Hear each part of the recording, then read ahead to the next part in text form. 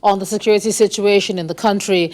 Joining us to discuss that is the security and intelligence specialist, Mr. Kabir Adamu. He joins us live from our Abuja studio. Thanks a lot for joining us on the news at 10.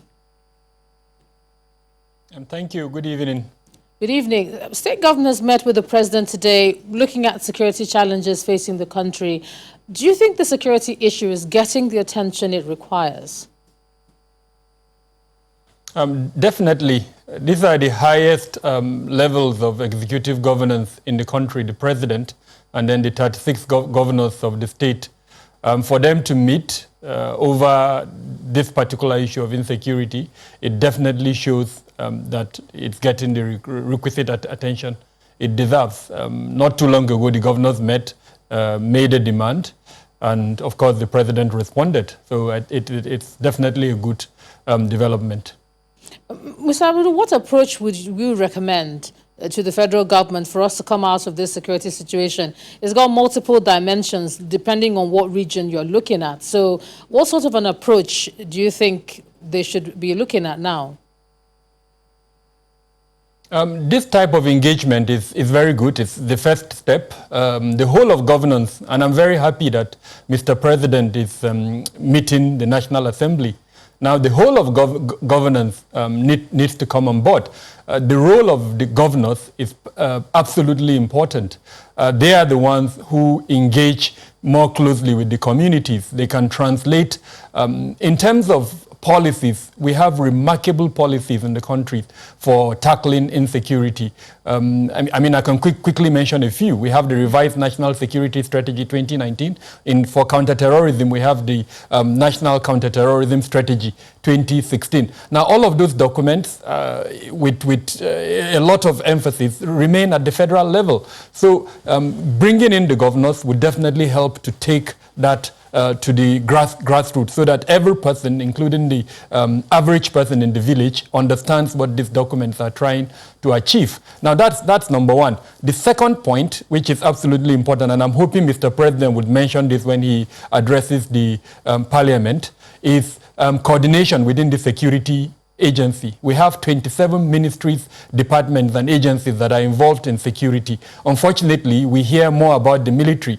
And even if we appoint superheroes as the service chiefs or members of the military, if the other 22 are not doing very well, then unfortunately we're not going to see the effect. So I'm hoping to see better coordination. Mr. President talked about the border closure and how that has an impact on security. The two agencies that have responsibility for the border are the Customs and Immigration, and they are part of that 22 I mentioned. So better coordination and, in fact, improved performance by the entire 27 is also what I'm hoping would see forward. And then lastly, we need to introduce monitoring and evaluation principles within the security sector. Introduce metrics so that we can see clearly where there is performance, and where, of course, the metrics show there is no performance, then the leadership of that organization should be changed.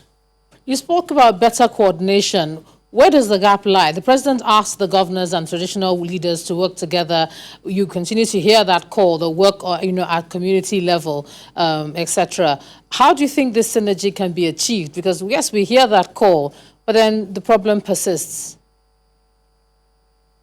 I mentioned earlier on that we've got amazing policies, but you see, those policies are just policies. The strategies, the tactical and operational issues that would need to translate those policies into this desire that we have for better coordination, I think is the area. So I would really call on technocrats. The politicians have done their own. They've provided these policies, they've had meetings, but then those meetings would remain at the level of meetings. The technocrats will need to take them and translate them into strategies, into operational documents. I mean, the community policing strategy was introduced by the revised National Security Strategy 2019.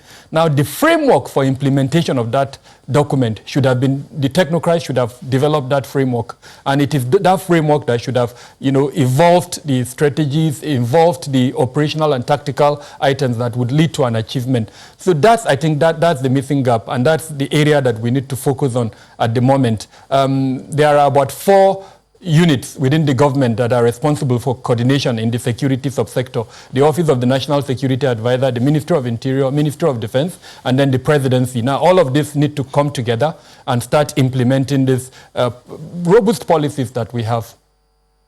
All right. Thank you so much, Security and Intelligence Specialist, Mr. Kabiru Adamu. Thanks for sharing your thoughts on the news at 10 tonight. Thank you very much for having me.